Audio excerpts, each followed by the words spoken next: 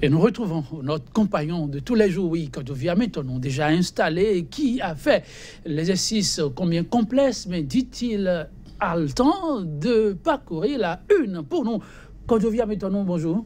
Bonjour Joël Tonji. Bonjour également à nos amis téléspectateurs qui nous ont accompagnés tout au long de cette semaine. Ah oui, beaucoup de reconnaissance à leur endroit. Dites la une, comme tous les vendredis, pareil, un méli-mélo, mais toujours riche en informations. Oui, riche en informations, surtout des canards qui sont allés dans les analyses. Vous savez, depuis le retour, en tout cas, je ne sais pas, cette rencontre qui a eu lieu à Paris entre le chef de l'État et Emmanuel Macron, les canards n'ont pas manqué chaque jour de revenir donc, sur certains aspects des déclarations du chef de l'État, et notamment le journal La Dépêche, par exemple, qui estime qu'après les confidences, Talon doit pouvoir passer à l'acte. Et quand il le dit, il a demandé par exemple au chef de l'État de rétrocéder à la nation ce qu'en temps normal, il a déclaré avoir bénéficié en tant que groupe de minorités qui s'accaparent des ressources du pays. Sérieux ça. Je vous laisse plutôt nous faire découvrir et c'est une. On démarre donc avec La Dépêche, comme je l'annonce déjà, gouvernance donc au sommet de l'État. Après les confidences, Talon doit pouvoir passer à l'acte, donc écrit ce quotidien qui va dans le monde syndical et constate que pour dénoncer la gouvernance de la rupture, le FSP de nouveau dans la rue. Ce jour, la nouvelle tribune, réflexion de Philippe Mpati, droit de grève au Bénin et grève qui perdure. Quelle solution pour dénouer la crise? Et puis, grogne sociale persistante, le dossier brûlant qui attend Patrice Talon. Et puis, dialogue social, le gouvernement reporte la rencontre s'inédiée.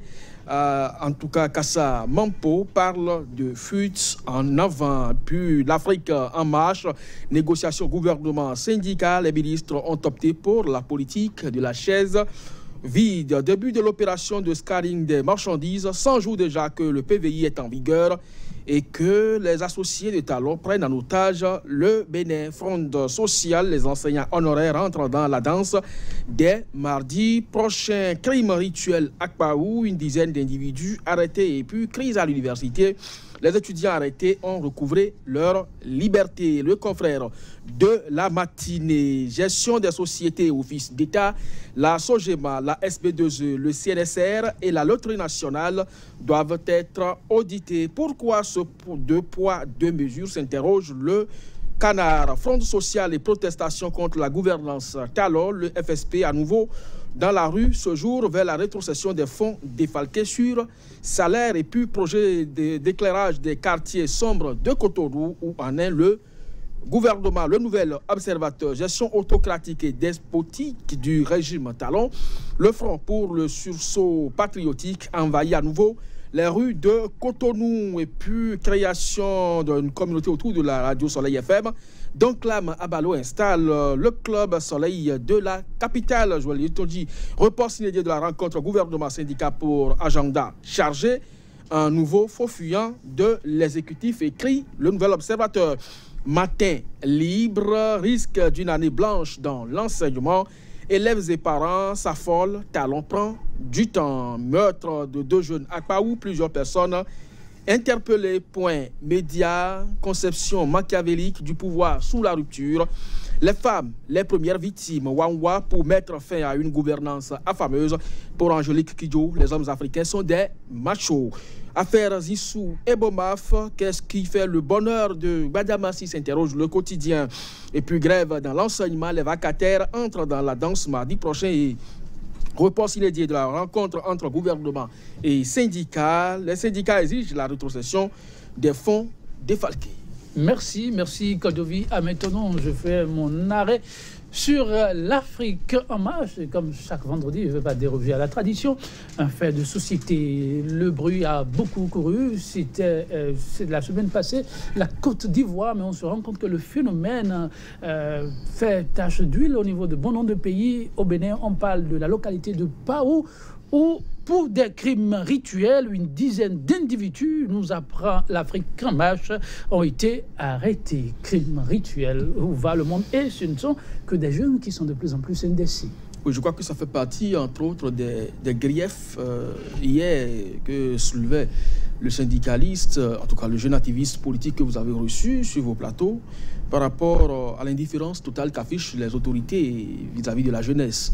Alors lorsque la jeunesse est désœuvrée, lorsqu'elle est laissée à elle-même, sans orientation certaine, eh bien elle peut s'adonner à tout. Aujourd'hui, c'est le gain facile qui préoccupe plus d'un. Vous parlez de la Côte d'Ivoire, le jeune homme qui aurait exécuté cet enfant de 4 ans l'a fait juste parce qu'il pensait se faire fortune. Alors, lorsque vous prenez tous les cas qui sont cités, que ce soit dans le département du Plateau, que ce soit à Tori, à Paou et un peu partout sur le territoire national, où les charlatans interviennent dans les rituels avec les organes humains, c'est toujours à la quête de l'argent. Donc le gain facile qui préoccupe beaucoup plus la jeunesse aujourd'hui, puisque dans la fonction publique, il n'y a plus des recrutements qui se font un peu partout sur le continent. Donc les gens, forcément, puisqu'il y a les besoins qui s'accroissent face à l'aménagement des ressources, il vaut mieux quand même aller chercher l'argent. Mais qui fait croire à ces individus, aussi bien charlatans que ceux qui sont à la quête de l'argent, que c'est à travers les organes humains qu'on obtient l'argent? C'est là le gros problème. Et si les autorités le prennent véritablement garde, eh bien, c'est un phénomène qui va, qui s'amplifie. Et je ne sais pas jusqu'à quel point ça peut s'arrêter. Et lorsqu'on sait que des enfants doivent parcourir des distances pour aller à la quête de la connaissance, je vais parler surtout des petits-enfants, les écoliers, il est à craindre.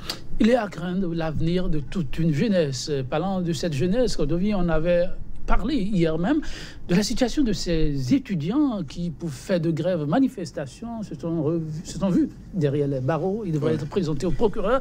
L'Afrique en marche nous apprend qu'enfin, ces étudiants arrêtés avec le président de la FNEB en tête ont tous recouvré la liberté. Ouais, c'est ce que nous avons souhaité hier. Je pense que c'est de cette façon que l'on peut gérer la cité. Il ne sert à rien de garder des apprenants par devers je sais pas, les prisons ou les commissariats pour prétendre que ces étudiants auraient peut-être troublé l'ordre public. Non, leur emplacement idéal, c'est les salles de classe ou c'est les amphithéâtres pour recevoir l'enseignement adéquat pour la relève.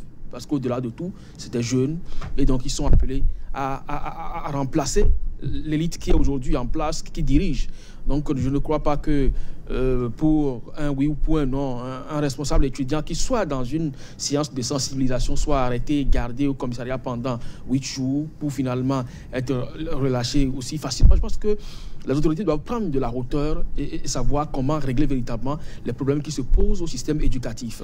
On n'a pas besoin de la police pour apporter de la discipline dans un centre où la pédagogie et l'andragogie sont quand même enseignées. Je veux parler donc de l'université. C'est des pères de famille qui sont là-bas, qu'ils se débarrassent davantage de leur tauge d'administratif, comme je l'ai dit hier, pour donc savoir qu'en face, ils n'ont que leurs enfants. Et s'ils arrivent à discipliner leurs enfants à la maison, ils ont également les mêmes armes pour le faire au sein de l'université. Et donc, faire appel à la police, c'est peut-être dans une certaine situation qu'on peut appeler cas de force majeure, mais qui en réalité ne devrait pas se retrouver dans un lieu où on dispense l'enseignement. Prendre de la hauteur, c'est ce que vous avez demandé. L'appel est aussi à la une du confrère de la matinée, mais qui, pour lui, prendre de la hauteur, c'est aussi assurer l'avenir à ses enfants.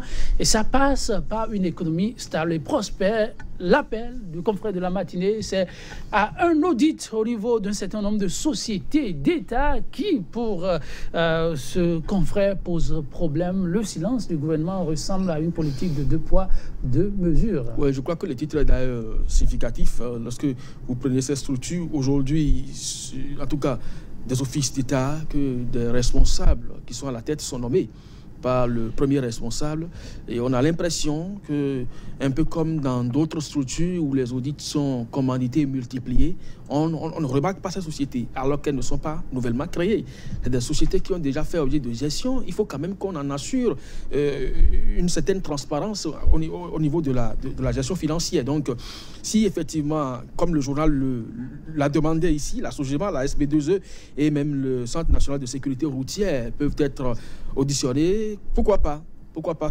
Cela participe donc de la volonté du chef de l'État qui clame toujours la lutte contre la corruption. Il l'a dit, même si ça semble déranger mes proches, les familles, eh bien, je ne veux pas lâcher du lest. Ça, c'est les propos du chef de l'État devant Macron. Et je crois que ne pas lâcher du lest, ça passe également par l'audit qui sera commandité au niveau de la SOGEMA, de la SB2E, du Centre national de sécurité routière, comme le journal ici l'a préconisé. Le chef de l'État a pris à son propre piège. C'est difficile quand même. C'est pas un piège. Lui-même, il reconnaît que sa lutte contre la corruption dérange ses parents et ses proches amis et même, voilà, donc ses collaborateurs. Je crois que ça passe par là aussi. Merci à vous, Kodjovi Ameitono. Mesdames, Messieurs, merci. Ce fut un plaisir. Vendredi, tout le monde descend, comme on dit. Pour la revue, donc le rendez-vous est pris, Kodjovi Ameitono, pour lundi, par la grâce de Dieu. Oui, lundi, par la grâce de Dieu. Lui, il est miséricordieux, dit-on. On sera encore là pour vous servir. À lundi.